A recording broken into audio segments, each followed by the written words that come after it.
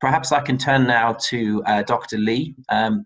How do the SDGs and the need to ensure social and economic impact as a university, how has that affected and influenced the decision making, the strategic processes at your university, Ton Duc Chan University in Vietnam? Yeah, thank you very much, Phil.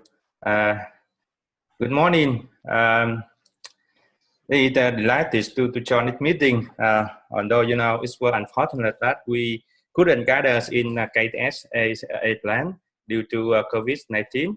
But in my opinion, COVID-19 does help us more strongly reconfirm that SDGs plays an even more important role in our university's development than thought. What would happen if we universities only focus on our key role like education, research, and institutional income, rather than paying attention to our society, environment, and community? If so, I believe that we could not make our full responsibility. Not that a university is an educational institution where students study for degrees and where academic research is done. So what is research done for? Basically, doing research is to build our world knowledge and to transfer. At Ton Duc Thang University, TDTU, we all understand that research output must be transferred to either education or to our life to serve the community.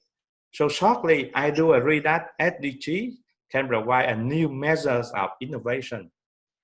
TDTU is a public, autonomous, and young universities in Vietnam, but we are now among leading research universities in the countries and also in the region.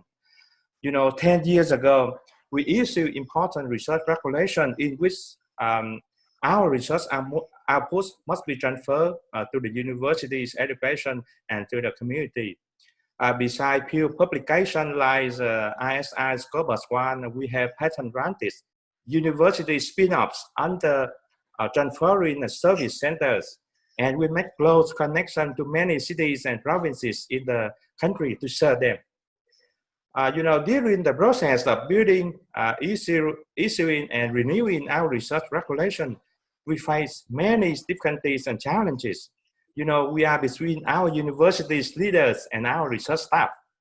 And the question lies doing research is to tackle real-world challenges or to continue curiosity-driven purposes and blue sky thinking.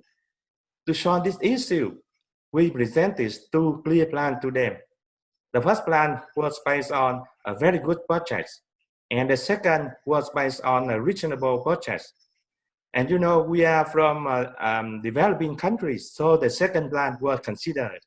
And we decided to build our research capacities as long as the university's qualification can be improved and research outputs must be transferred to either education or to our real life.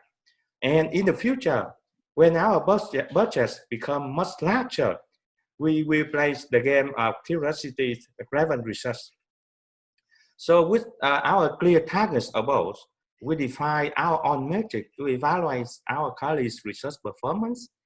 In our opinion, a good research output is not only the one published in the root forum and useful for our educational program, but also be welcomed by the community.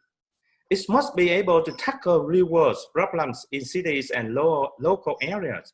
This means that its impact on multi-direction targets must be considered. So in short, a good research output must be innovative. And I do not believe that the innovation of research is stifled if we set too many honest outcomes. At Ton Duc Thang universities, we always think that without a good directed road, a horse could not run well. And from our practice, we continually find out this is true. Possibly, this may vary from different countries, different institutions, but it's still better if we make a clear target for all plans. Thank you very much.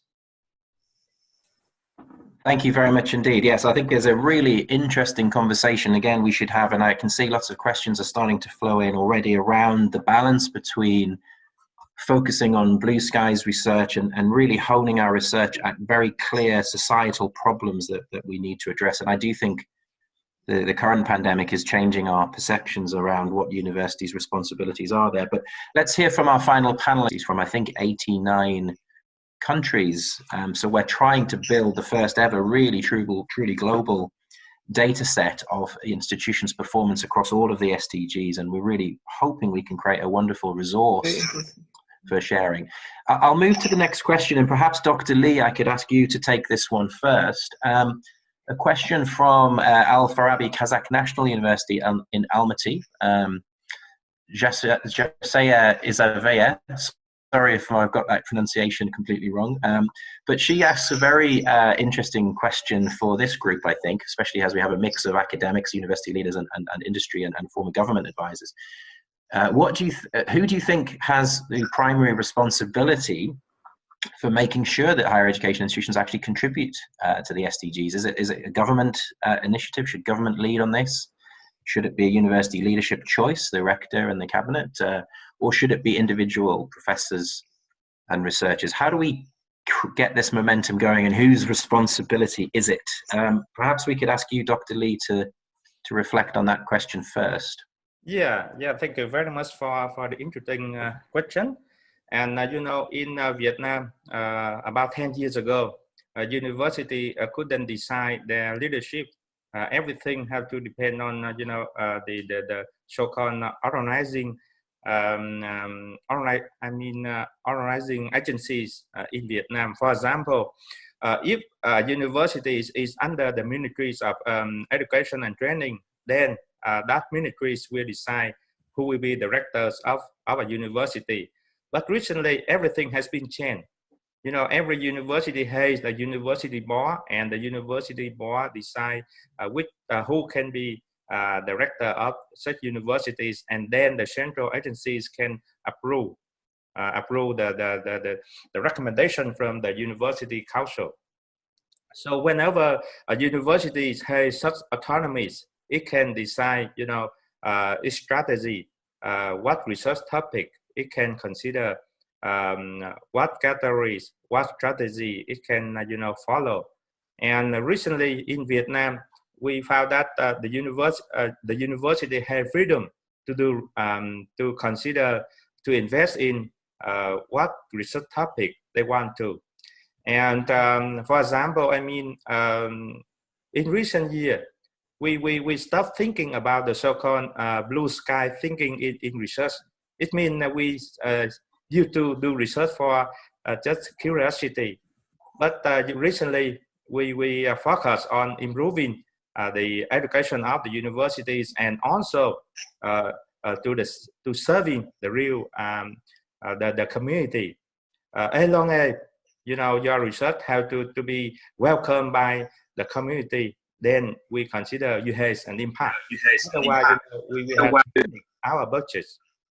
And I do believe that other institutions in the world should be in the same situation, because I recognize that because of the global economic crisis, the funding or budgets of many universities in the world has been, daily cut. So now they have to be careful in choosing their research strategy. For example, recently we suffered the COVID-19. It seemed to me that we didn't care too much about our environment, about our nature, and now we have to suffer the anger from nature. COVID-19. So I do believe that our universities or research institutions must be more clever, more practical when choosing the strategy to develop. Thank you. Thank you. Does anyone else want to come on to that? There are lots of questions coming through, so I'm happy to move quickly on to others, but does anyone want to add anything to